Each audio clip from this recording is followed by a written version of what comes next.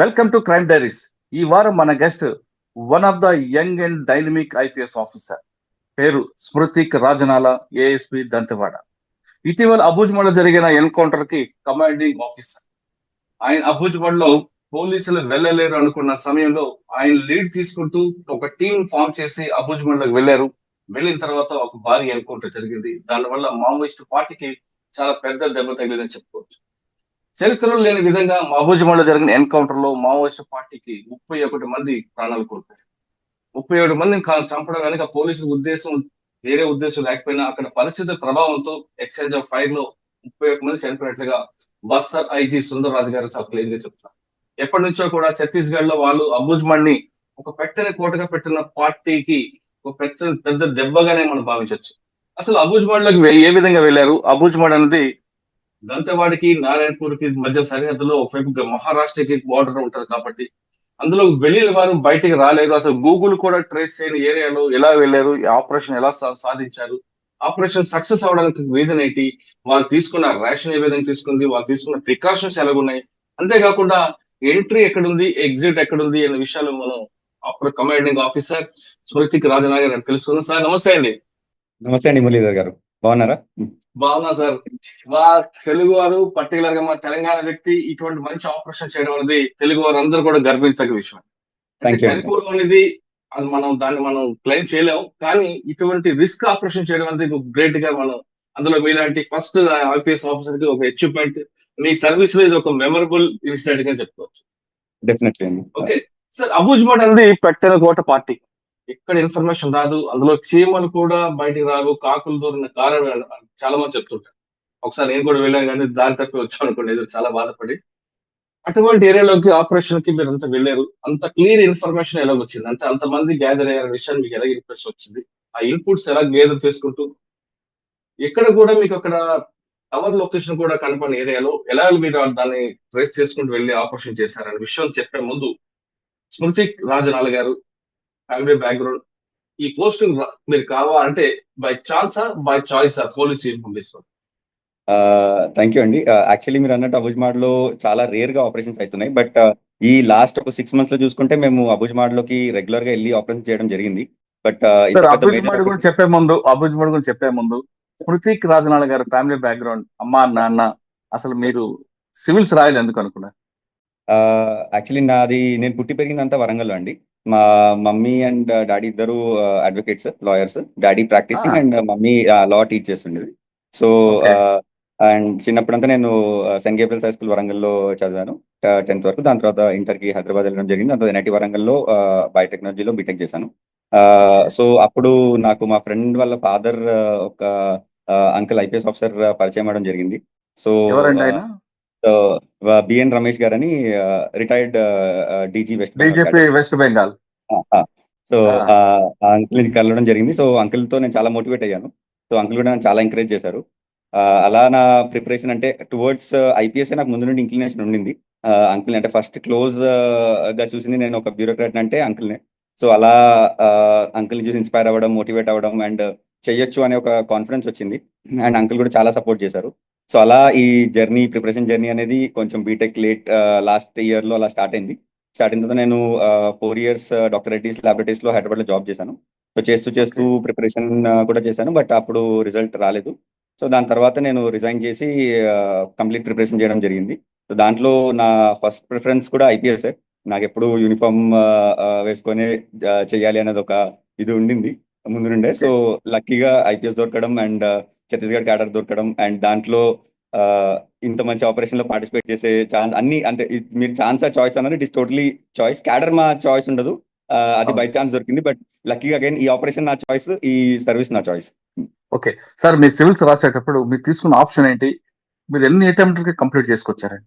మీరు కంప్లీట్ గా BTech biotechnology Reddy labs చేసుకుని వచ్చిన వ్యక్తికి సివిల్స్ రాయాలంటే మీకు డాక్టర్ బిఎన్ రమేష్ గారు రోల్ మోడల్ కనిపించారు. కానీ మీ ప్రిపరేషన్ ఎంత పట్టింది? మీరు తీసుకున్న ఆప్షన్ ఏంటి? ఇప్పుడు చాలా మంది ప్రిపేర్ అవుతున్న ఆస్పిరెంట్ కి మీరు ఇచ్చే message?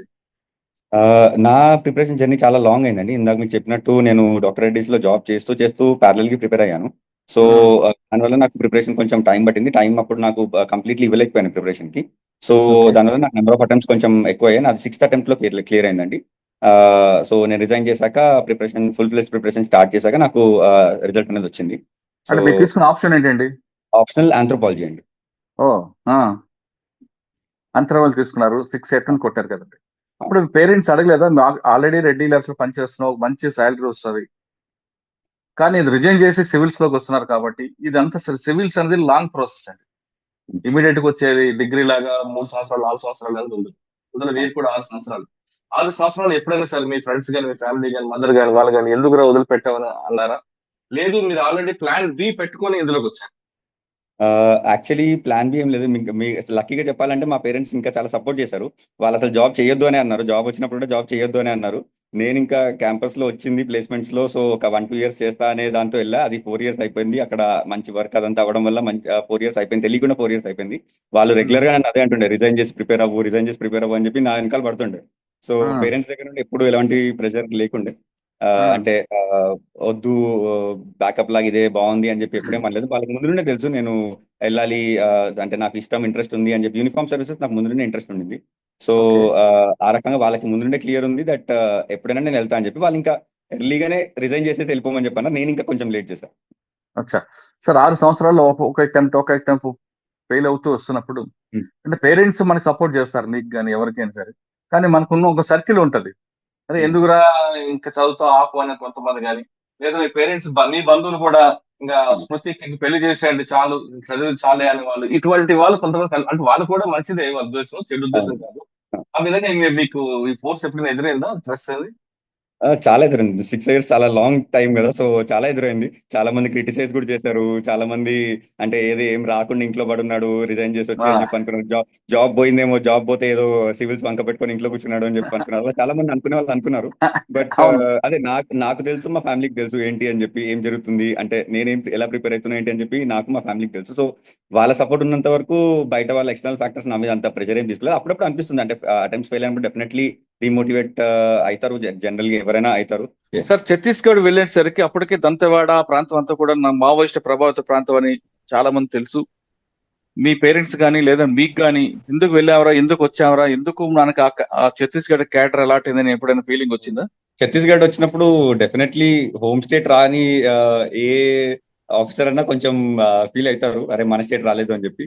But at the same time పక్కనే తెలంగాణ పక్కనే ఉన్న స్టేట్ కాబట్టి కొంచెం ఆ రకంగా హ్యాపీ. అండ్ నాకు కొంచెం ముందు నుండే ఆపరేషన్ ఇంక్లినేషన్ ఉండే, చేయాలి అని చెప్పి. ఆ టైప్ లో కొంచెం యూనిఫామ్ వేసుకుందే యాక్షన్ ఓరియంటెడ్ వర్క్ ఉండాలని చెప్పి ఉండింది ముందు నుండే. సో ఛత్తీస్గఢ్ వచ్చినప్పుడు కూడా అదే పాజిటివ్ ఫీలింగ్ ఉండే దట్ ఇక్కడైతే కొంచెం నక్సల్ ఫ్రంట్ లో వర్క్ చేసే ఛాన్స్ ఉంటుంది, అండ్ ఏదైనా మంచి ఆపరేషన్ లో పార్టిసిపేట్ చేసే ఛాన్స్ కూడా ఉంటుందని ముందు నుండే కొంచెం ఉండింది. బట్ అది ఇంత పెద్ద ఆపరేషన్ అయిద్దని చెప్పి నేను కూడా ఎప్పుడు అనుకోలేదు. బట్ అదొక లక్కీ ఇది. సార్, ఫస్ట్ పోస్టింగ్ మీకు దంతెవాడేనా? లేదండి, ఇది second posting. First posting SDPO లాగా నేను అంబికాపూర్ అని చెప్పి నార్థన్ ఛత్తీస్గఢ్ లో ఉన్నాను. ఇది second posting, additional SP operations Dantewada second posting. Okay sir, first posting మీకు ఛాలెంజ్ ఏముందండి? First posting normal regular law and order and crime, అదంతా it's like any other district అండి. నార్మల్ రెగ్యులర్ దాంట్లో ఉండే, అక్కడ ఏం ఛాలెంజింగ్ అలా ఏం లేదు. సింపుల్ డిస్ట్రిక్ట్ అండ్ చాలా మంచి district, range head quarter. So మంచి డిస్ట్రిక్ట్, అక్కడ రెగ్యులర్ క్రైమ్ సాల్వ్ చేయడం and law and order maintain చేయడం, అదే duty. Okay sir, second posting వచ్చారు, ఇక్కడ మీకు మెయిన్ ఛాలెంజ్ వచ్చింది. దంతెవాడ అంటే కానీ పాబుజిమాడు ఇది పురాతం అంతా కూడా. ఈ లీడ్ ఎక్కడి నుంచి వచ్చింది, ఆపరేషన్ ఏ విధంగా స్టార్ట్ చేశారు? లీడ్ గురించి అంటే నేను అంటే కంప్లీట్లీ ఎగ్జాక్ట్ చెప్పలేనండి. మన ఆపరేషన్ సీక్రెసీ మెయింటైన్ చేసేయడానికి నేను అది కంప్లీట్లీ చెప్పలేను. బట్ జనరల్లీ మాకు హ్యూమన్ ఇంటెలిజెన్స్ కూడా వస్తుంది, అండ్ అక్కడ ఉండే లోకల్ వాళ్ళు చెప్పడం కానీ ఇన్ఫర్మేషన్, అండ్ టెక్నికల్ ఇన్పుట్స్ కూడా వస్తాయి. And at the same time మేము కొంచెం ఇంకా ఏరియల్ సర్వేలెన్స్ వాటిల్లో కూడా మాకు ఇన్ఫర్మేషన్ వస్తూ ఉంటుంది రెగ్యులర్ గా. సో మీరు అన్నట్టు అక్కడ నెట్వర్క్ ఉండడం చాలా కష్టం కాబట్టి ఆ ఏరియాలో, ఎస్పెషల్లీ అబుజ్మాడ్లో చాలా థిక్ ఫారెస్ట్ అది. సో అక్కడ ఇన్పుట్స్ కొంచెం రేర్ గానే వస్తాయి. బట్ స్టిల్ ఈ పర్టికులర్ ఆపరేషన్ లో మాకు మా స్టేట్ ఎస్ఐబి నుండి ప్రాపర్ ఇంట్ ఉండింది. సో దానికోసమే మేము చాలా రోజుల నుండి ఏరియా టార్గెట్ చేస్తున్నాం. బట్ ఇప్పుడు పర్ఫెక్ట్ ఇంటెలిజెన్స్ వచ్చిన తర్వాత మేము ఇంకా వెంటనే ఆపరేషన్ ప్లాన్ చేసేసుకొని నారాయణపూర్, మా నైబరింగ్ డిస్ట్రిక్ట్ నారాయణపూర్. సో ఈ ఏరియా ఏదైతే ఉందో ఇప్పుడు ఆపరేషన్ అయింది Dantewada and Narayanpur bordering area. So ఈ రెండు డిస్ట్రిక్ట్ ఫోర్సెస్ కంబైన్డ్ గా కలిసి ఈ ఆపరేషన్ చేయడం జరిగింది, దంతెవాడ అండ్ నారాయణపూర్, రెండు డిస్ట్రిక్ట్ కంబైన్డ్ ఫోర్స్. సార్, అక్కడ మీకు ఇంకొక problem sir, terrain problem. Yes. ఆ టెరైన్ ప్రాబ్లం ఎలా ఫేస్ చేశారండి ఇక్కడ? టెరైన్ మిగతా చాలా టెరైన్ టఫ్ వేరు, అండి. అది సో అబుజ్మా టెరైన్ యాక్చువల్లీ చాలా టఫ్ టెరైన్, అది చాలా కొండలెక్కి దిగడం అండ్ చాలా లోపలికి వెళ్తా ఉంటే మీకు ఫారెస్ట్ చాలా డెన్స్ అవుతా ఉంటుంది. సో ఆ ఛాలెంజ్ ఎప్పుడు ఉంటుంది మాకు. ఇంత ముందు కూడా నేను ఆపరేషన్స్కి వెళ్ళేవాడిని. సో ఈ ఛాలెంజ్ మాకు ఎప్పుడు ఉంటుంది, ఆ టెరైన్ ఛాలెంజెస్. ఎందుకంటే మాకు లోకల్లో అలాంటి టెరైన్ అలవాటు ఉండదు నార్మల్ రెగ్యులర్ గా ఎవరికైనా. సో వాళ్ళు నక్సలైట్స్ అంటే అదే ఏరియాలో ఉంటారు కాబట్టి వాళ్ళకి టెరైన్ మొత్తం ఐడియా ఉంటుంది. సో మనకి ఎనీ ఆపరేషన్కి వెళ్ళినా మాకు అదొక ఛాలెంజ్ ఉంటుంది, terrain challenge. But at the same time planning proper గా చేసి ఎస్పీ సార్ గారు కానీ ఐజీ సార్ గారు కానీ అందరూ ఇన్వాల్వ్ అవుతారు, డిఐజీ సార్ అందరూ ఇన్వాల్వ్ అవుతారు ప్లానింగ్ లో. అండ్ ఫీల్డ్ కమాండర్స్ ని కూడా అందరిని పిలిచి మేము ప్రాపర్ ప్లానింగ్ చేయడం జరుగుతుంది. ఎక్కడి నుంచి స్టార్ట్ చేద్దాం, ఎక్కడికి వెళ్దాం, ఎలా ఎంటర్ అవుదాం ఏంటి అని చెప్పి అలా సార్ సక్సెస్. మీరు ఏ రోజు లోపలికి ఎంటర్ అయ్యారు, వెళ్ళిన తర్వాత ఇన్ని కిలోమీటర్ వెళ్ళిన తర్వాత మీకు వాళ్ళ ఆపోజిట్ కనబడడం, ఎక్స్చేంజ్ ఆఫ్ ఫైర్ అయిందా, లేదు డైరెక్ట్ గా ఫైర్ ఓపెన్ చేశారా? లేదండి, థర్స్డే రోజు మేము లాంచ్ చేయడం జరిగింది. ఎన్ని గంటలు బయలుదేరారండి థర్స్డే నాడు? థర్స్డే రోజు అరౌండ్ మేము మధ్యాహ్నం అలా హెడ్ క్వార్టర్ నుండి స్టార్ట్ అయ్యాము. సో స్టార్ట్ అయ్యి మేము మా లాంచింగ్ సార్ పాయింట్ మీరే కి మీరే మీరే సిఓ దానికి? కంప్లీట్ కమాండింగ్ ఆఫీసర్ నేనే అక్కడ ఆన్ మీరు ఫీల్డ్. కదా, మీరు బీపీ జాకెట్లు అని వేసుకుని వెళ్ళారా? మేము జనరల్ గా బీపీ జాకెట్స్ వాడడం, ఎందుకంటే ఆ టెరైన్ కి బీపీ జాకెట్స్ వేసుకుంటే మేము ముందుకు వెళ్ళలేము. సో ప్రాక్టికల్ ఛాలెంజెస్ వల్ల బీబీ జాకెట్స్ వేసుకోం. బట్ మాకు ఆల్రెడీ హెవీ లోడ్ ఉంటుంది, మా రేషన్ గానీ అదంతా తీసుకొని వెళ్ళడం, వాటర్ కానీ అమ్యునిషన్ కానీ అవన్నీ తీసుకొని వెళ్ళడానికి మాకు ఆల్రెడీ చాలా హెవీ లోడ్ అయిపోతుంది. సో దానిపైన మేము ఇంకా బీపీ జాకెట్ వేసుకుంటే మేము జంగల్లో ముందుకు వెళ్ళలేము ఇంకా. సో అందుకే ప్రాక్టికల్ డిఫికల్టీ వేసుకోవాలి, బట్ ప్రాక్టికల్ డిఫికల్టీ వల్ల మేము అందరం ఎవరు బీపీ జాకెట్ లేకుండానే వెళ్తాం. సో ఇది కరెక్టా కదా కూడా తెలియదు, బట్ జనరల్ అయితే ఇంకా ఆపరేషన్ సక్సెస్ అవ్వాలంటే మేము ముందుకు వెళ్ళాలి అంటే బీపీ జాకెట్స్ తో అవ్వదు. సో సార్ మీరు వెళ్ళకపోవడం, అది వెళ్ళకపోవడం మీ ఆఫీసర్ యొక్క చాయిస్, కానీ సాధారణంగా అటువంటి ఆంబుష్ వెళ్ళినప్పుడు ఖచ్చితంగా బీపీ వేసుకోవాలి మస్ట్ అని చెప్తారు కదా. బీపీఎస్ కూడా మస్ట్, బట్ జనరల్లీ అదే చెప్తున్నాండి, ఈ టెరైన్ కి మేము బీపీ వేసుకుంటే కొంచెం ఫోర్స్ మొబిలిటీ తగ్గిపోద్ది. సో అందుకు చాలా రోజుల నుండి మేము ఆపరేషన్స్కి వెళ్ళినప్పుడు బీపీ జాకెట్ వేసుకోకుండానే వెళ్తున్నాం. But risky, but at the same time operation success అవ్వాలి అంటే ఇంకా ఆ రిస్క్ కొంచెం తీసుకోవడం తప్పదు. అండ్ చాయిస్ నేను ముందు నుండే ఆపరేషన్కి వెళ్తా అని చెప్పి మా ఎస్పీ సార్ గారికి తెలుసు. సో సార్ ఎప్పుడు నన్ను ఎంకరేజ్ చేస్తుంటే ఐజీ సార్కి కూడా తెలుసు దట్ నేను ఆపరేషన్కి వెళ్తా అని చెప్పి. సో సార్ కూడా ఎప్పుడు నో అనలేదు, కంప్లీట్ సపోర్ట్ ఇచ్చారు అందరూ. సో అలా నాకు లక్కీగా లోపలికి వెళ్ళడానికి ఛాన్స్ దొరికింది ఆపరేషన్ లో. సార్ గురువారం నాడు మీరు మధ్యాహ్నం బయలుదేరారు. మీరు వెళ్తున్నప్పుడు డ్రై రేషన్ తీసుకున్నారా, రేషన్ ఏం పెట్టుకెళ్ళారు? డ్రై రేషన్ జనరల్లీ పెట్టుకుంటామండి మేము. చాలా వరకు డ్రై రేషన్ ఉంటుంది. ఎన్ని రోజులు పట్టుకున్నారండి, ఎన్ని రోజుల వరకు పెట్టుకున్నారు? సో మోస్ట్లీ మేము 2 days ఆపరేషన్ ప్లాన్ చేసుకుంటే 3 days వరకు సరిపోయేంత పెట్టుకుంటాం. బట్ జనరల్లీ అది కూడా వెయిట్ ఎక్కువైపోద్దని కొంచెం తక్కువ తీసుకెళ్తాం. ఇంకా లాస్ట్ డే ఏదో రిటర్న్ వచ్చాక మ్యాగీ మీద అలా సర్వైవ్ అవ్వడం జరుగుతుంది. కొంచెం సేఫ్ ఏరియాకి వచ్చాక కొంచెం ఏదో చిన్న చిన్న మ్యాగీ చేసుకోవడం అలా, అంతే. బిస్కెట్లు, మ్యాగీలు, చిప్స్, వాటి మీద డ్రై ఫ్రూట్స్ అలానే. సార్ మీరు గురువారం నాడు మధ్యాహ్నం బయలుదేరిన తర్వాత స్పాట్కి వెళ్ళడానికి ఎంత టైం పట్టిందండి? వెళ్ళిన దారిలోనే మీకు వాళ్ళు ఆపోజిట్ అయ్యారా, లేదు మీరు ఇంకా వెళ్ళిన తర్వాత మన పిన్ పాయింట్ కి వెళ్ళే వరకు ఏమైనా మీకు ఆపరేషన్ స్టార్ట్ అయింది? సో బేసికలీ నేను అన్నట్టు థర్స్డే మధ్యాహ్నం మేము మా హెడ్ క్వార్టర్ నుండి స్టార్ట్ అయ్యామండి. సో మేము లాంచ్ చేద్దామనే పాయింట్ కి అరౌండ్ మేము 4 గంటలకు అలా రీచ్ అయ్యాము సాయంత్రం. సో అక్కడ నుండి మేము నడవడం స్టార్ట్ చేసి ఒక 20-25 kilometers లోపలికి నడుచుకుంటూ వెళ్ళాం జంగల్లోకి. సో అక్కడ మాకు ప్లాన్ ప్రకారం బయట అంటే అండి, సో మేము 20-25 kilometers లోపలికి వెళ్తేనే మాకు ఆపరేషన్ సక్సెస్ అవుతుంది. సో దారిలో ఏంటంటే మావోయిస్టులకి అలర్ట్ చేయడానికి క్రాకర్స్ పేలుస్తూ ఉంటారు. సో దానివల్ల మాకు మధ్య మధ్యలో కొంచెం మా ఆపరేషన్ డిస్టర్బ్ అయ్యే ఛాన్స్ ఉంటుంది. ఈసారి కూడా అదే జరిగింది, వాళ్ళు క్రాకర్స్ పేల్చడం జరిగింది. అండ్ దాంట్లో మేము కొంచెం సీక్రెట్ గా మెయింటైన్ చేసుకుంటూ లోపలికి వెళ్ళి 20-25 kilometers నైట్ అంతా నడవడం జరిగింది. సో లోపలికి వెళ్ళి మేము అనుకున్న టార్గెట్ లొకేషన్ రీచ్ అయ్యి, సో అదే అంటే వాళ్ళు క్రాకర్స్ కాల్చి వాళ్ళకి లోపల అలర్ట్ చేశారు. బట్ స్టిల్ మేము అదే అనుకున్నాం, మరి ఆపరేషన్ ఫెయిల్ అయిపోద్దామని అని చెప్పి అనుకున్నాం. బట్ స్టిల్ మేము అదే ధైర్యంతో ముందుకు వెళ్ళాం. సరే చూద్దాం, మేము చాలా పెద్ద ఏరియా కవర్ చేస్తామండి. సో అందుకు మాకు కాన్ఫిడెన్స్ ఉండే, ఎంత పరిగెత్తినా వాళ్ళు మన టార్గెట్ చేసిన ఏరియా లోపలే ఉంటారు. ఎంతమంది మీరు మొత్తం టీం అంతా ఉన్నారండి? అది నేను చెప్పలేనండి ఇప్పుడు, ఆపరేషన్ సీక్రెట్ చెప్పలేము. సో బట్ చాలా పెద్ద టీమే. అండ్ అక్కడ నక్సల్స్ ప్రెజెన్స్ కూడా మాకు ఆల్మోస్ట్ 70-80 members ఉన్నారు అని చెప్పి ముందు నుండే ఇన్ఫర్మేషన్ వచ్చింది. అండ్ యాక్చువల్లీ ఫీల్డ్ లో కూడా అంతమంది దొరికారు మాకు. But at the same time proper గా మేము వాళ్ళని సర్కిల్ చేసి అంత చేసి ఫైరింగ్ అరౌండ్ ఫ్రైడే రోజు మార్నింగ్ 11 o'clock నుండి స్టార్ట్ అయిందండి. 11 o'clock నుండి స్టార్ట్ అయ్యి ఆల్మోస్ట్ సాయంత్రం 6:30-7 వరకు కంటిన్యూస్ ఫైరింగ్ అవుతుందంట. మధ్య మధ్యలో కొంచెం గ్యాప్స్ ఇస్తూ వాళ్ళు మమ్మల్ని బ్రేక్ చేయడానికి ట్రై చేస్తుండేవాళ్ళు. సో కంటిన్యూస్ మాకు అన్ని సైడ్స్ నుండి మాకు ఫైరింగ్ అవుతూనే ఉంది. 360 degrees మొత్తం అన్ని సైడ్స్ నుండి వాళ్ళు మమ్మల్ని బ్రేక్ చేయడానికి ట్రై చేశారు. అండ్ అంటే బ్రేక్ చేసి వాళ్ళు ఎస్కేప్ అవ్వడానికి ట్రై చేశారు. బట్ మా ఫోర్స్ మొత్తం చాలా స్ట్రాంగ్ గా వాళ్ళకి కౌంటర్ ఫైర్ ఇచ్చారు. సో కౌంటర్ ఫైర్ ఇవ్వడం వల్ల వాళ్ళకి అర్థమైపోయింది ఇరుక్కుపోయాం లోపల అని చెప్పి. సో దాంట్లో ఇంకా వాళ్ళు గివప్ చేసేసి వాళ్ళ దగ్గర అమ్యునిషన్ అయిపోయిందో ఏంటో తెలియదు. ఫైరింగ్ ఆల్మోస్ట్ సాయంత్రం వరకు నడుస్తూనే ఉండింది. సో వాళ్ళు కౌంటర్ ఫైర్ చేసి అంత అయిపోయిన తర్వాత సర్చింగ్ లో మాకు 31 బాడీస్ అండ్ అరౌండ్ 33 వెపన్స్ దొరికాయండి. ఓకే సార్, ఆపరేషన్ లో మీరు మన ఐజీ గారు చెప్తున్నట్లుగా 18 మంది మగవారు, 13 మంది అమ్మాయిలు దొరికారు, మహిళలు అంటారు. రైట్. ఓకే, కానీ అందులో కొంతమంది ఆదివాసులు ఉన్నారు, మావోయిస్టులు కాదు అంటూ పౌర హక్కు సంఘాలు అంటున్నాయి. అదంతా బూటకు ఎన్కౌంటర్ అని చెప్తున్నారు. లేదండి, అంటే అది ప్రతిసారి వాళ్ళు చెప్పేదే. సో దాంట్లో ఈసారి ఆపరేషన్ లో అసలు ఏ డౌట్ లేదు. ఎందుకంటే company number 6 PLGA company number 6 is very strong team వాళ్ళది. మావోయిస్టులది చాలా చాలా స్ట్రాంగ్ ఫైటింగ్ టీం వీళ్ళది. సో వాళ్ళు కంప్లీట్లీ యూనిఫామ్ లో ఉన్నారు, వెపన్స్ తో ఉన్నారు. మాకు 31 బాడీస్ అండ్ 33 వెపన్స్ దొరికాయి. సో బాడీస్ కంటే ఎక్కువ వెపన్స్ దొరికాయి. అది ఒకవేళ సివిలియన్స్ ఆర్ ఇలా ఉంటే వాళ్ళ దగ్గర వెపన్స్ కూడా ఉండొద్దు. సో ఇన్ని వెపన్స్ దొరకడం, బాడీస్ కంటే ఎక్కువ వెపన్స్ కూడా దొరికాయి. అంటే మా ఎన్కౌంటర్ లో ఇంకా ఏం జరిగిందంటే ఇంకా చాలా మంది ఎక్కువ మంది ఇంజూర్డ్ అయ్యారు. నేను అన్నట్టు 60-70 మెంబర్స్ ఉండే అక్కడ. సో ఎక్కువ మంది ఇంజూర్ అయ్యారు. వాళ్ళు వెపన్స్ పడేసి వాళ్ళు బాడీస్ తీసుకెళ్లిపోతారు. మిగిలిన బాడీస్ ఎంతవరకు వెళ్ళేది అంతవరకు వాళ్ళు తీసుకొని వెళ్ళిపోవడానికి ట్రై చేస్తారు ఆల్వేస్. సో దాంట్లో మాకు ఇంకా బాడీస్ రికవర్ అవ్వలేదు. బట్ ఇంకా ఇన్ఫర్మేషన్ వస్తుంది దట్ ఇది ఇంకా ఆపరేషన్ సక్సెస్ అయిన తర్వాత కూడా అక్కడ బాడీస్ అంటే మాకు 31 రికవర్ చేయగలిగాం. మాకు బట్ ఇంకా అక్కడ ఇంజూర్ అయ్యారని చెప్పి తెలుస్తుంది. సార్, అందులోంచి నంబాల కేశవరావు గారు కానీ లేదంటే తక్కిడిపల్లి వాసుదేవ్ గారు ఎస్కేప్ అయ్యారు అంటున్నారు, వాస్తవం అంటారా? ఇంకా కంప్లీట్ ఐడెంటిఫికేషన్ అవ్వలేదండి బాడీస్ ది. సో ఇప్పుడు అయితేనే ఉంది, ఇంకా ప్రాసెస్తూనే ఉంది. సో అది అయ్యాక కంప్లీట్ ఇన్ఫర్మేషన్ ఒకటేసారి అఫీషియల్లీ రిలీజ్ చేస్తాం ఎవరెవరు ఉన్నారు ఏంటి అని చెప్పి. బట్ పెద్ద క్యారెక్టర్ ఉన్నారు. ఓకే సార్, కంప్లీట్ గా అబుజ్మండ్ నుంచి టీం మన బ్యాక్ వచ్చిందా లేదా ఇంకా లోపల సర్చింగ్ అవుతుంది? ఇప్పుడు వచ్చేసిందండి, మొత్తం వచ్చింది. ఇంకా యాక్చువల్లీ మురళీధర్ గారు నేను వెళ్ళాలి, ఎస్పీ సార్ కాల్ చేస్తున్నారు. సార్ ఒక ఫైనల్ క్వశ్చన్ దీన్ని ఇప్పుడు దీన్ని జరిగింది ఎక్స్చేంజ్ ఆఫ్ ఫైర్ అంటారా, లేదు యుద్ధం అని పిలుస్తారా? ఎక్స్చేంజ్ ఆఫ్ ఫైర్ వల్ల అయిన యుద్ధం అనే చెప్పాలి.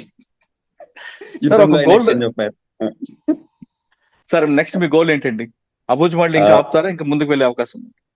ఇంకా ముందుకు వెళ్తున్నామండి. ఇంకా క్యాంప్స్ ఓపెన్ చేస్తున్నాము. అండ్ నెక్స్ట్ పెద్ద టార్గెట్ బెటాలియన్ టార్గెట్ చేసేది ఉంది మాకు. So that will be the last nail in the coffin లాగా ఉంటది. అది పెద్ద ఆపరేషన్ ఇంకా ప్లాన్ చేస్తున్నాం నెక్స్ట్. ఓకే సార్, దీంట్లో చర్చల ద్వారా దీనికి ఫుల్ స్టాప్ పెట్టొచ్చు అంటారా? చర్చల ద్వారా ట్రై చేస్తూనే ఉన్నామండి. సరెండర్స్ కూడా అవుతూనే ఉన్నాయి. బట్ అదే వాళ్ళు లొంగిపోతేనే బెటర్. ఈ టైంలో మాకు క్లియర్ ఇన్స్ట్రక్షన్ వచ్చింది మార్చ్ 2026 వరకు నక్సల్స్ కంప్లీట్ ఎలిమినేట్ చేసేయాలని చెప్పి. సో చర్చల వరకు వస్తే వెల్ అండ్ గుడ్, బట్ లేకపోతే ఆపరేషన్స్ తో అయినా ఎలిమినేట్ చేసేయాల్సింది. ఓకే, ఇప్పటికైనా అడవుల్లో దాక్కుని ఎవరైతే అడవుల్లో ఉన్నారో వాళ్ళందరూ కూడా బయటికి రండి, జనజీవన సంస్థలు కలవండి, వాళ్ళకి ప్రభుత్వం ద్వారా వచ్చే పథకాలను అందించడానికి మేము సిద్ధం అంటున్నారు.